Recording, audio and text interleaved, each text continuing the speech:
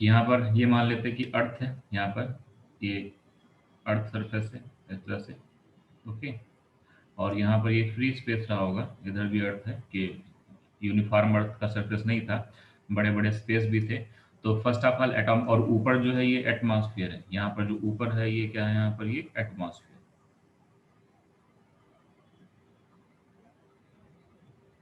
Okay. तो इस atmosphere में यहाँ पर गैसेस रही होंगी चारों तरफ।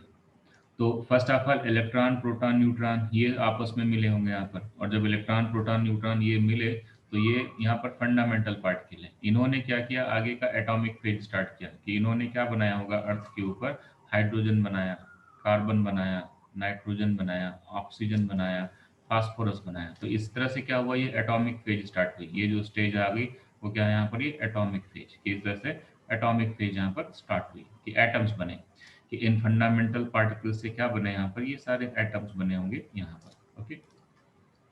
तो इस तरह से ये एटॉमिक फेज हुई, और इसको भी होने में काफ़ी ईयर लगे, कि यहाँ पर जो एटॉमिक फेज हुई वो एक दिन में नहीं हुई, क्योंकि अर्थ बहुत पहले गर्म थी और हीट हो लगातार यहाँ पर थी। तो इसलिए जब धीरे धीरे जैसे जैसे उसकी हीट लॉस होती गई, तो इलेक्ट्रॉन प्रोटॉन न्यूट्रॉन मिलकर के इन्होंने क्या बनाया, सिंपल इनऑर्गेनिक एटम बनाए। अब इसके बाद क्या हुआ कि जब एटम बन गए, टेम्परेचर और कम हो गया, तो इन एटम्स ने आपस में मिलके, कि हाइड्रोजन हाइड्रोजन के साथ मिलके यहाँ पर क्या बना रहा होगा, कि हाइड्रोजन आपस में मिल करके, हाइड्रोजन और हाइड्रोजन एटम आपस में मिलके क्या बना रहे होंगे, यहाँ पर मॉलिक्यूल बना रहे होंगे। तो ये मॉलिक्यूलर फेज आ गई, सिंपल इनऑर्गेनिक मॉलिक्यूल बने। कार्बन जो है वो हाइड्रोजन के साथ कंबाइन हुआ होगा, और यहाँ पर कार्बन हाइड्रोजन के साथ कंबाइन होकर के इसने क्या बनाया होगा, मीथेन बनाया होगा, यहाँ पर मीथेन गैस है। इसके अलावा यहाँ पर जो कार्बन है, सॉरी नाइट्रोजन है, वो हाइड्रोजन के साथ कंबाइन हुआ होगा, क्योंकि हाइड्रोजन के बनने के चांस उस समय बहुत ज़्यादा थे। और एटमॉस्फेयर जो था उस समय रिड्यूसिंग था, क्योंकि हाइड्रोजन जो है वो एक एटम का है, एक एक इलेक्ट्रॉन का है, तो बहुत जल्दी बना होगा। तो एटमॉस्फेयर वहाँ पर रिड्यूसिंग था, और इस तरह से अमोनिया बन गई होगी, यहाँ पर क्या बनी होगी, इस तरह से अमोनिया बनी होगी यहाँ पर ये, ओके। इसके अलावा जो ऑक्सीजन थी वो कंबाइन हुई होगी यहाँ पर, और ऑक्सीजन जब इसके साथ कंबाइन हुई तो वाटर बन गया होगा, ओके। इसके अलावा यहाँ पर और भी कॉम्बिनेशन हुए होंगे, कि जैसे कार्बन डाइऑक्साइड बनी, तो कार्बन और ऑक्सीजन कंबाइन हुए होंगे, तो क्या बना होगा यहाँ पर, कार्बन डाइऑक्साइड बना होगा। इसके अलावा नाइट्रोजन और ऑक्सीजन कंबाइन हुए होंगे, तो वहां पर क्या हुआ होगा, नाइट्रोजन के ऑक्साइड बने होंगे, NO, NO2, ओके, NO3, इस तरह से ये बने होंगे यहाँ पर, ओके।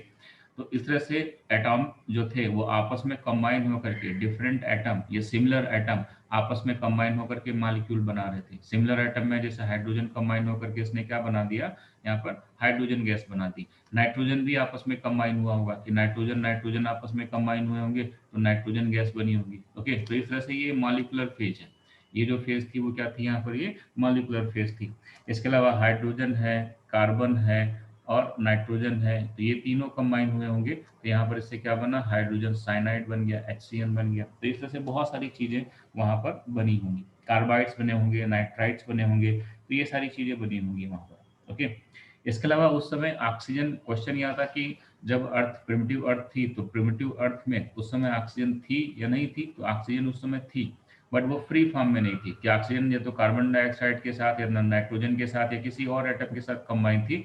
बट जैसे आजकल फ्री फॉर्म में ऑक्सीजन मिल रही, उस तरह से फ्री फॉर्म में ऑक्सीजन नहीं थी। तो ये जो फेज आती है इसको मॉलिक्यूलर फेज बोलते हैं, कि यहाँ पर ये मॉलिक्यूल्स बने, तो ये जो मिलेगा आपको, वो क्या मिलेगा आपको यहाँ पर, molecular, this is molecular phase, कि ये जो फेज आएगी वो मॉलिक्यूलर फेज आएगी यहाँ पर, ओके। और जब ये सारा प्रोसेस हो रहा होगा तो उस समय वाटर बन गया, उसी समय क्या बन गया, यहाँ पर वाटर बन गया होगा इस तरह से, ओके। हाइड्रोजन होने की वजह से जो एटमॉस्फेयर था उस समय वो रिड्यूसिंग था, ओके, कि उस समय जो एटमॉस्फेयर था वो क्या था, वहाँ पर रिड्यूसिंग था।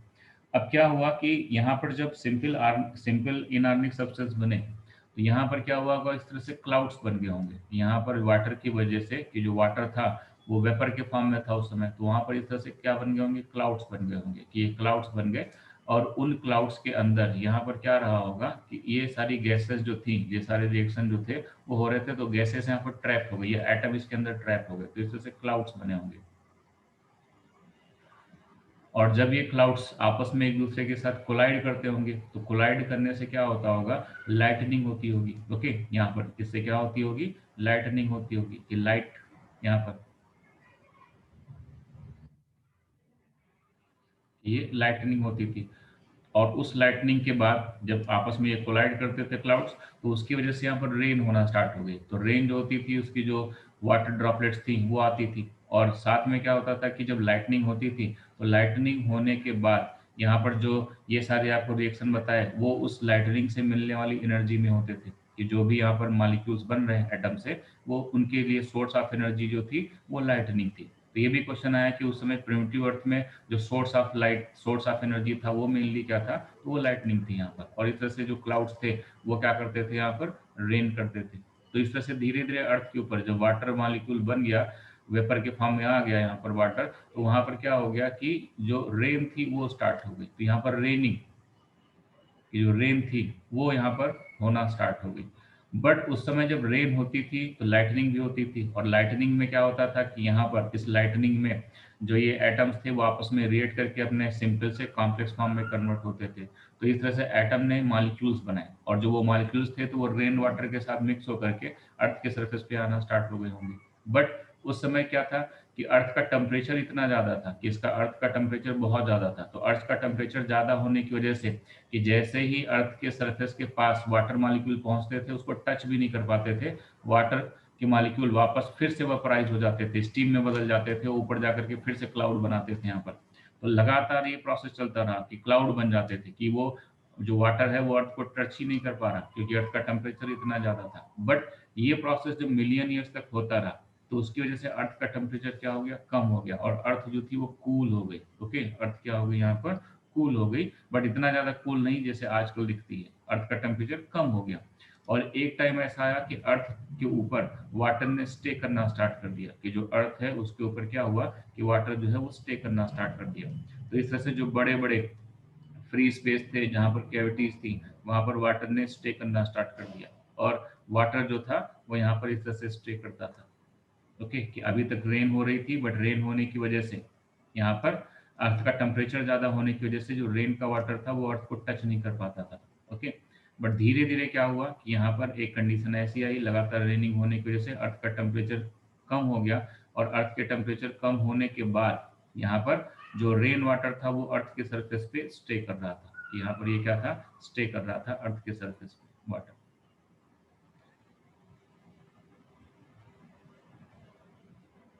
क्लियर।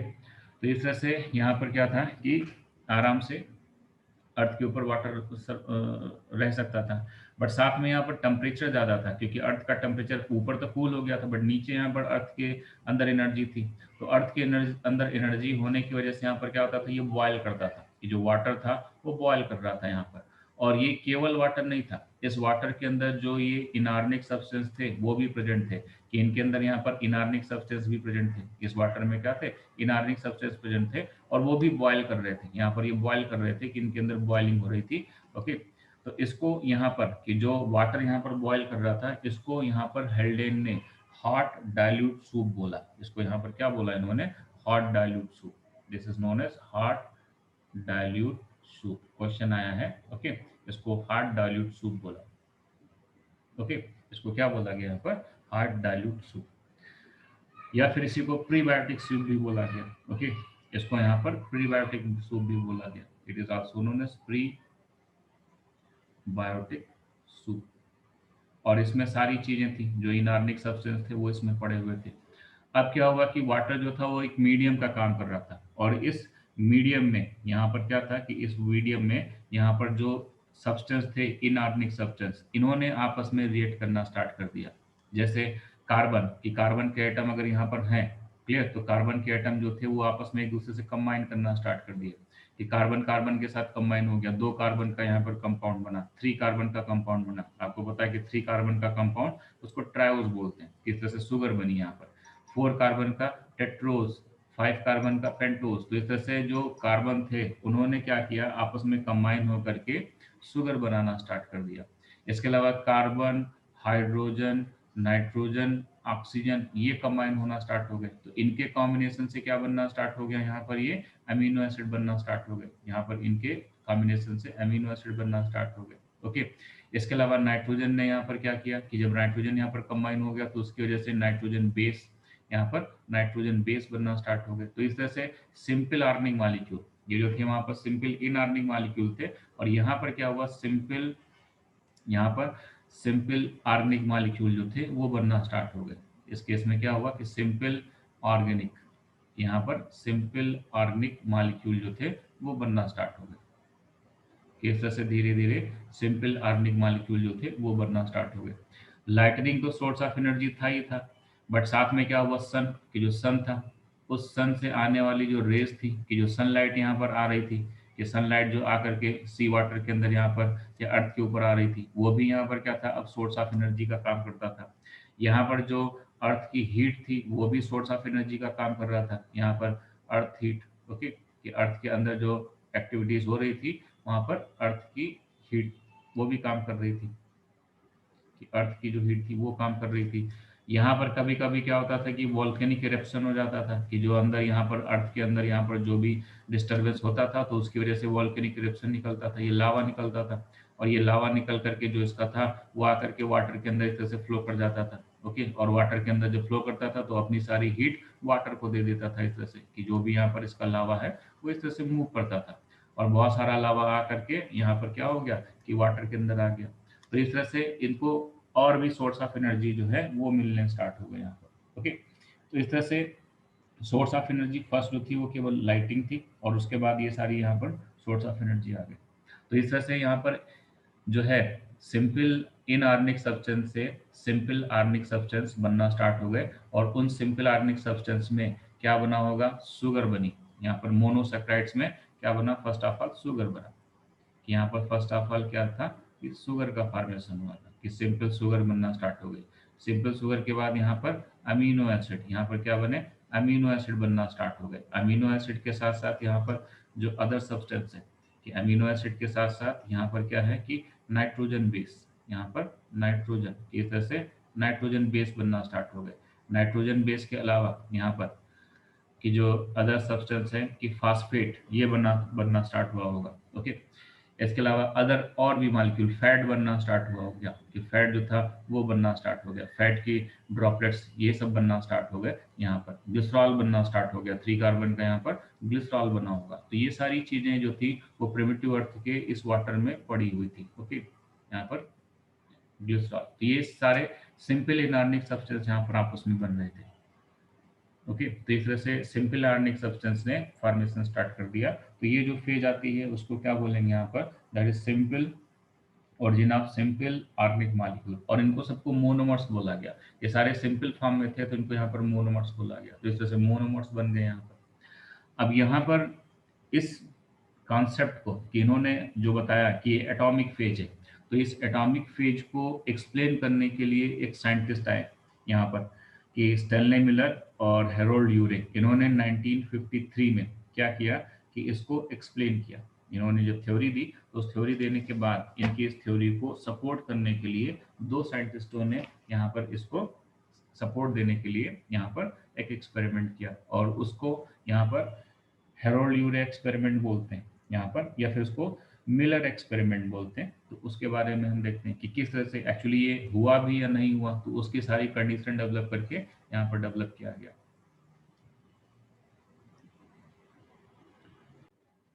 ओके, तो नेक्स्ट यहाँ पर है मिलर एक्सपेरिमेंट, और मिलर एक्सपेरिमेंट में यहाँ पर दो लोगों ने पार्टिसिपेट किया था, स्टेनले मिलर जो स्टूडेंट थे, हेरोल्ड यूरे उनके टीचर थे, और इन्होंने, हेरोल्ड यूरे ने गाइड किया था स्टेनले मिलर को इस एक्सपेरिमेंट के लिए, तो मिलर के ही नाम पे इसको नाम दिया गया है यहाँ पर मिलर एक्सपेरिमेंट।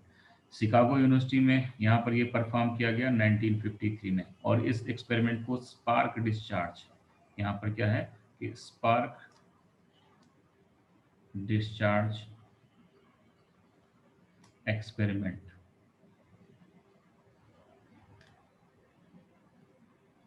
भी बोलते हैं यहाँ पर, कि इन्होंने स्पार्क डिस्चार्ज एक्सपेरिमेंट लिया, और इस एक्सपेरिमेंट में इन्होंने क्या किया, प्रिमिटिव अर्थ की जो प्रिमिटिव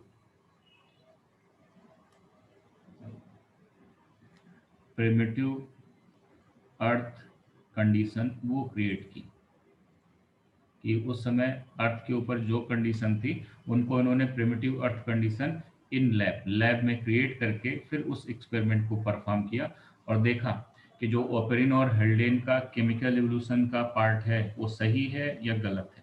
तो बाद में पता चला कि जो उनका केमिकल एवोल्यूशन का या कीमोजेनी का पार्ट था वो सही है यहाँ पर। तो उस एक्सपेरिमेंट के लिए यहाँ पर जो इंस्ट्रूमेंट था वो इस तरह से था कि इन्होंने क्या किया, इस तरह से एक स्पार्क डिस्चार्ज लिया कि यहाँ पर एक बड़ा सा चेम्बर जो ग्लास का था वो क्या था यहाँ पर, दैट इज स्पार्क डिस्चार्ज। इसको स्पार्क डिस्चार्ज बोला गया। और इस स्पार्क डिस्चार्ज में दो यहाँ पर टंगस्टन के इलेक्ट्रोड लिए गए। यहाँ पर ये इलेक्ट्रोड थे, इलेक्ट्रोड, ये इलेक्ट्रोड इन्होंने यहाँ पर यूज किए। और ये इलेक्ट्रोड जो थे वो टंगस्टन के थे, क्योंकि जो टंगस्टन है वो मेल्ट नहीं करता। और हम लोग के जो बल्ब आते हैं, इलेक्ट्रिक बल्ब, अब आजकल तो एलईडी आती है, बट पहले बल्ब आते थे, अभी भी आते हैं, तो उसमें देखो जो लगा रहता है वो टंगस्टन लगा रहता है, उसका कॉइलिंग रहता है। तो ये टंगस्टन जो है वो यूज किया इन्होंने यहाँ पर, क्योंकि वो मेल्ट नहीं करता था। और इन्होंने जो टेम्परेचर यूज किया स्पार्क डिस्चार्ज में, ये जो इलेक्ट्रोड थे उनको 75,000 वोल्ट इतना हाई टेम्परेचर दिया यहाँ पर। इसके अलावा इसका फ्लास्क का एक पार्ट जो था वो कनेक्ट कर दिया इन्होंने इस तरह से बॉइलिंग वाटर, कि जो वाटर था वो बॉयल हो रहा था यहाँ पर, कि प्रिमिटिव कंडीशन में अर्थ के ऊपर जो वाटर था वो बॉयल हो रहा था, तो उससे कनेक्ट कर दिया यहाँ पर। तो यहाँ पर ये दैट इज बॉइलिंग, यहाँ पर ये बॉइलिंग वाटर वो यूज किया गया। यहाँ पर क्या यूज किया गया, बॉइलिंग वाटर यूज किया गया, इस तरह से हीट दिया गया। और यहाँ पर एक टैब लगाया गया, कि इस तरह से टैब लगाया गया जिसके थ्रू क्या कर सकें, एक गैसेस इंट्रोड्यूस कर सकें यहाँ पर, ओके, या वैक्यूम प्रोड्यूस करने के लिए। इसके अलावा यहाँ पर जो फ्लास्क था उसके नीचे यहाँ पर एक कूलेंट लगा दिया, कि इसमें क्या किया इन्होंने, कूलेंट लगाया, कि जिससे जो भी प्रोडक्ट बने वो कूल हो सके यहाँ पर। तो ये कंडेंसर यहाँ पर, दैट इज कंडेंसर या फिर कूलेंट का यूज किया यहाँ पर, ओके। और इसमें जो वाटर था वो पास कराया इधर से, और यहाँ से वाटर निकलता था, जिससे यहाँ पर ये कूल होता है, ओके। तो इस तरह से यहाँ पर इन्होंने पूरा जो सेटअप था वो क्रिएट किया लैब के अंदर। और ये ग्लास का बना हुआ था, यहाँ पर ये एक टैब लगा हुआ था, कि इधर एक टैब लगा हुआ था यहाँ पर ये, ओके, और ऊपर भी यहाँ पर एक टैब लगा हुआ था।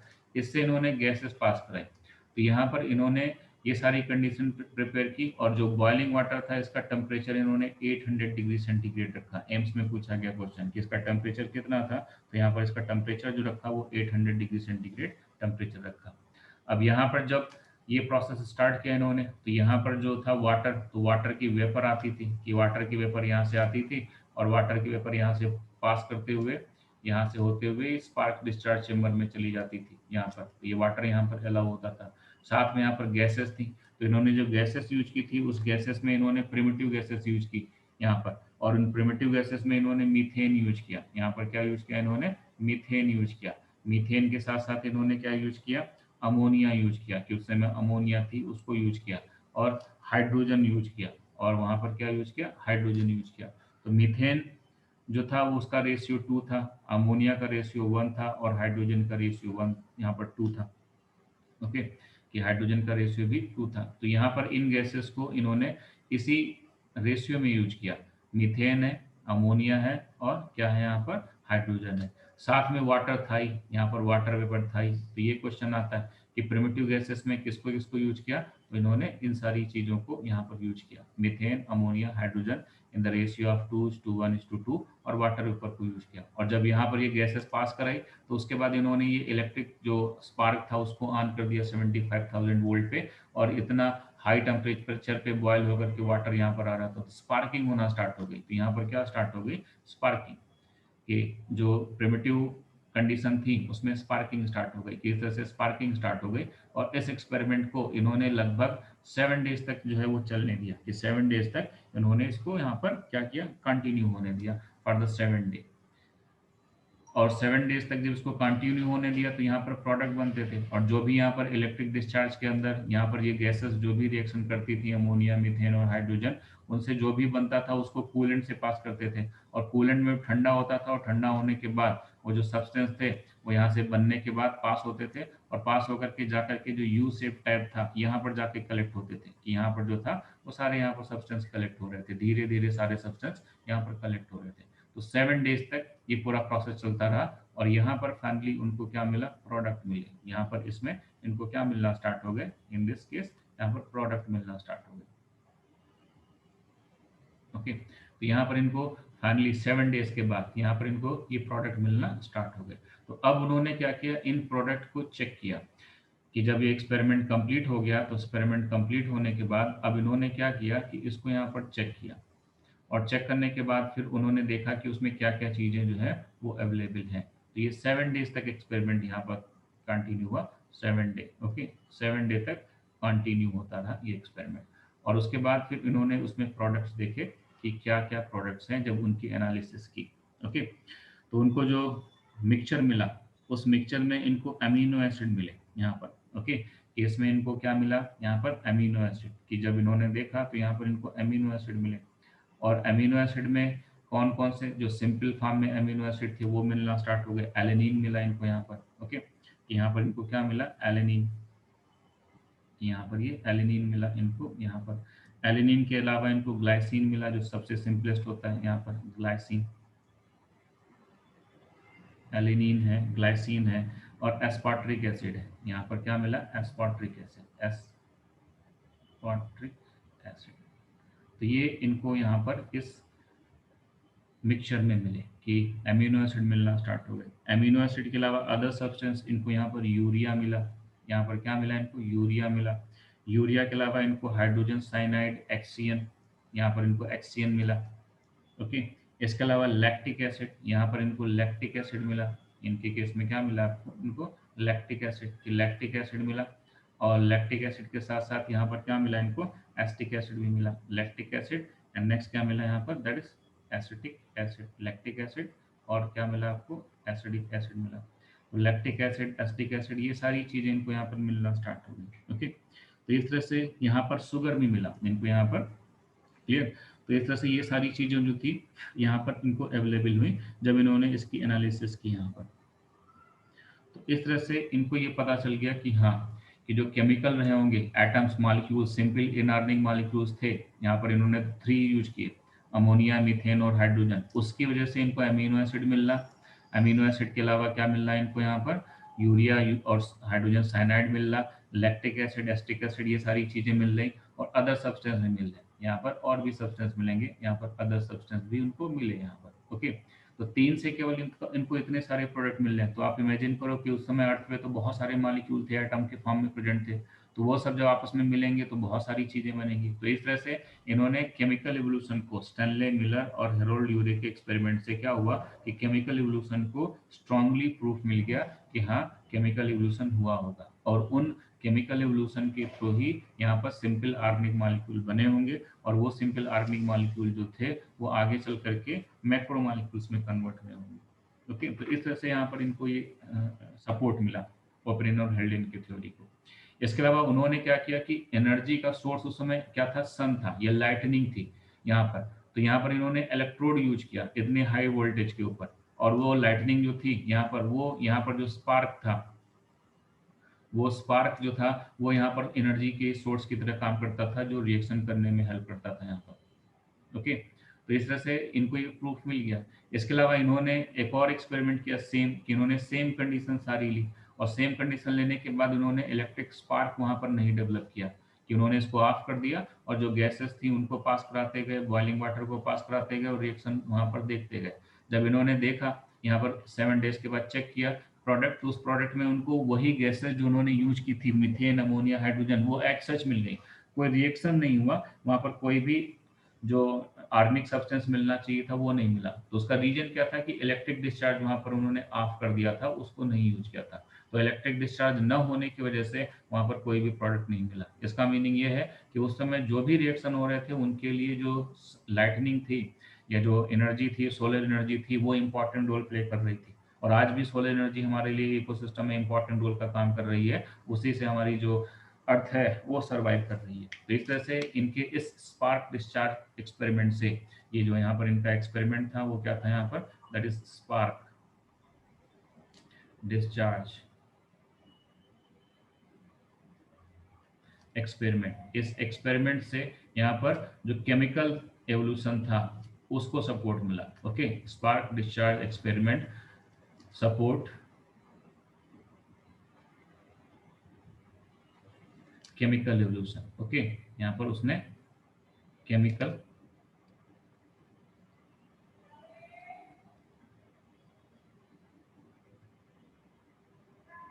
एवोल्यूशन उसको सपोर्ट किया, कि उन्होंने इसको यहाँ पर सपोर्ट किया, और इस तरह से जो इनकी थ्योरी थी वो मोर एक्सेप्टेड थ्योरी हो गई यहाँ पर। अब इसके बाद नेक्स्ट यहाँ पर आता है कि जब ये सिंपल आर्गेनिक सब्सटेंस बन गए, यहाँ पर क्या बने, सिंपल, ये सिंपल आर्गेनिक सब्सटेंस बने, और उन सिंपल ऑर्गेनिक सब्सटेंस को क्या बोला गया, दैट इज मोनोमर। उनको क्या बोला गया यहाँ पर, दैट इज मोनोमर। इस तरह से मोनोमर बने थे यहाँ पर सी वाटर में। तो अब इन सिंपल ऑर्गेनिक सब्सटेंस से फिर आगे कॉम्प्लेक्स ऑर्गेनिक सब्सटेंस बने, यहाँ पर क्या बने, कॉम्प्लेक्स, कॉम्प्लेक्स ऑर्गेनिक सब्सटेंस बने यहाँ पर। ओके, जिनको यहाँ पर क्या बोला गया, that is known as polymer, कि पॉलीमर्स बन गए यहाँ पर, और पॉलीमराइजेशन हुआ। तो यहाँ पर सबसे पहले क्या बना था, जैसे अमीनो एसिड बना, तो जो अमीनो एसिड थे उन्होंने आपस में कंबाइन होना स्टार्ट कर दिया, और अमीनो एसिड से आगे यहाँ पर प्रोटीन बन गई, और जब प्रोटीन बन गई तो प्रोटीन का जो बनना था वो माइलस्टोन स्टार्ट हुआ, माइलस्टोन प्रूफ हुआ, कि जो फर्स्ट प्रोटीन बनी थी वो नॉन एंजाइमेटिक थी। ये कैसी थी यहाँ पर, it is non enzymatic, first protein was non enzymatic, वो एंजाइम की तरह काम नहीं करती थी, बट लेटर जो प्रोटीन थे उन्होंने एंजाइम नेचर अडॉप्ट कर लिया, और एंजाइम नेचर होने की वजह से यहाँ पर जो रिएक्शन थे वो फास्ट हो गए, क्योंकि सी वाटर के अंदर सब चीजें प्रेजेंट थी, और वहीं पर प्रोटीन डेवलप हुई। तो फर्स्ट प्रोटीन नॉन प्रोटीन थी, नॉन एंजाइमेटिक थी, कि उनका एंजाइमेटिक नेचर नहीं था, वो किसी रिएक्शन को जो है वो एक्सलेट नहीं करती थी, बट लेटर वो क्या हो गई कि जो प्रोटीन थी वो एंजाइमेटिक हो गई। ओके, जो फर्स्ट यहाँ पर प्रोटीन बनी वो नॉन एंजाइमेटिक, एंड देन जो प्रोटीन बनी वो कैसी बन गई यहाँ पर, ये वो इंजाइमेटिक हो गई, दैट इज प्रोटीन कैसी बनी यहाँ पर, दैट इज इंजाइमेटिक। तो इंजाइमेटिक प्रोटीन का बनना, कि जब इंजाइमेटिक बन गई और उन्होंने इंजाइम की तरह काम करना स्टार्ट कर दिया, तो रिएक्शन जो थे वो फास्ट होना स्टार्ट हो गए, कि रिएक्शन बिकम्स फास्ट, कि जो भी रिएक्शन थे वहां पर वो क्या हो गए, सी वाटर में फास्ट हो गए, और उसकी वजह से जो एवोल्यूशन हुआ वो फास्ट हुआ। तो ये एंजाइमेटिक प्रोटीन का बनना यहाँ पर हमारे लिए यूजफुल था, और एक माइलस्टोन साबित हुआ, कि जब प्रोटीन बन गई तो उससे जो भी रिएक्शन स्लो हो रहे थे वो फास्ट होना स्टार्ट हो गए। इसके अलावा दूसरे जो शुगर थी यहाँ पर, कि जो शुगर थे मोनोसेक्राइड थे, कि जो सिंपल शुगर बन रही थी यहाँ पर मोनोसेक्राइड्स,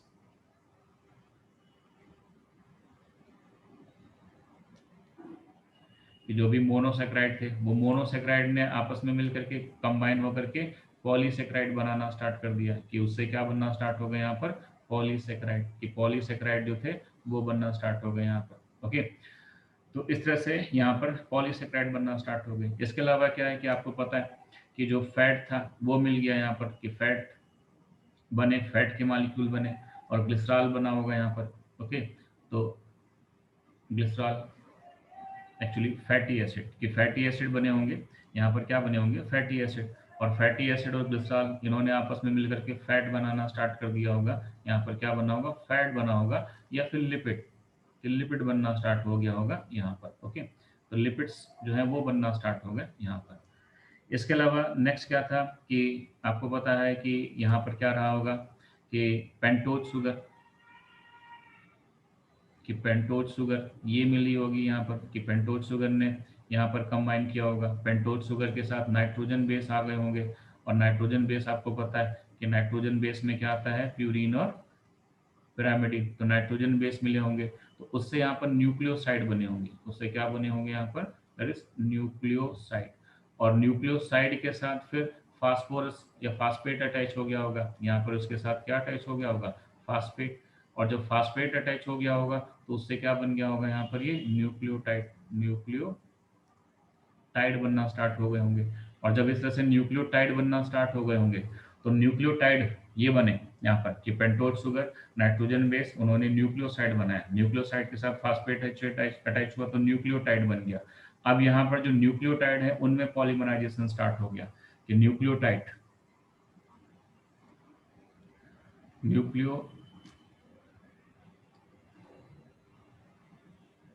टाइड, कि न्यूक्लियोटाइड ने आपस में कंबाइन होकर के क्या किया, यहाँ पर आरएनए बनाना स्टार्ट कर दिया होगा, कि अगर वहां पर पेंटोज शुगर राइबोज रही होगी तो उससे क्या बन गया होगा, आरएनए बन गया होगा। और आरएनए जो है वो हमारा फर्स्ट जेनेटिक मटेरियल है, RNA is the first genetic material.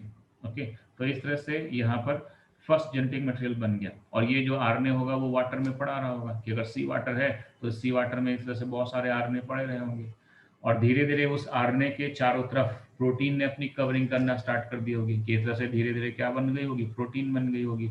अब यहाँ पर जब ये प्रोटीन बन गई तो इस तरह से फर्स्ट यहाँ पर क्या बन गए होंगे, यहाँ पर ये वायरस बन गए होंगे। यहाँ पर ये प्रोटीन, कि वो प्रोटीन है, और उस प्रोटीन के चारों तरफ क्या आ गई, यहाँ पर ये सॉरी आरएनए है, और आरएनए के चारों तरफ प्रोटीन आ गई। तो इससे यहाँ पर सबसे पहले क्या बन गए होंगे, वायरस बन गए होंगे। और जो वायरस बने तो आपको पता है कि वायरस जो है लिविंग और नॉन लिविंग के बीच में कनेक्टिंग लिंक है, इट इज कनेक्टिंग लिंक। ये जो है वो क्या है यहाँ पर, this is connecting link. Okay, यहाँ पर ये कनेक्टिंग लिंक है। और ये कनेक्टिंग लिंक किसके बीच में है, तो लिविंग एंड नॉन लिविंग के बीच में, लिविंग और नॉन लिविंग के बीच में यहाँ पर ये कनेक्टिंग लिंक है। तो इस तरह से पॉलीमराइजेशन होने के बाद कि जो बहुत सारे यहाँ पर simple molecule, organic molecule, simple organic molecule जब आपस में कंबाइन हुए तो उनके कॉम्बिनेशन से क्या बना होगा, कि उनके जो मोनोमर्स थे सिंपल के, उनसे कॉम्प्लेक्स आर्गेनिक मॉलिक्यूल बने, और जो कॉम्प्लेक्स आर्गेनिक मॉलिक्यूल बने उनसे पॉलीमर बने। तो उन्हीं में से फिर अमीनो एसिड ने प्रोटीन बनाया, एंजाइमेटिक नॉन एंजाइमेटिक दोनों टाइप की। और एंजाइमेटिक जब बनी तो उससे हमारा जो रिएक्शन था वो क्या हो गया, फास्ट हो गया, और ये हमारे लिए काफी यूजफुल था। मोनोसेक्राइड्स बने, जिससे पॉलीसेक्राइड बने, डिफरेंट टाइप की कॉम्प्लेक्स शुगर बनना स्टार्ट हो गई जो सेल वॉल में पार्टिसिपेट की। इसके अलावा फैटी एसिड गुस्साल ने फैट और लिपिड्स बनाने स्टार्ट कर दिए। पेंटोज शुगर, नाइट्रोजन बेस, इन्होंने न्यूक्लियोसाइड बनाए, और जब उनके साथ फास्फेट अटैच हो गया तो न्यूक्लियोटाइड बन गया। और न्यूक्लियोटाइड ने पॉलीमराइज होकर के क्या बनाया, यहाँ पर आरएनए बनाया, इसने यहाँ पर आरएनए बनाया। और फिर उस आरएनए के अंदर चेंजेस होकर के, कि जो आरएनए है उस आरएनए ने यहाँ पर चेंजेस करके क्या बनाया, डीएनए बनाया। तो आरएनए से फिर डीएनए बना। तो ये सारा प्रोसेस जो है वो धीरे धीरे हुआ, और ये सब जो है वो आरएनए के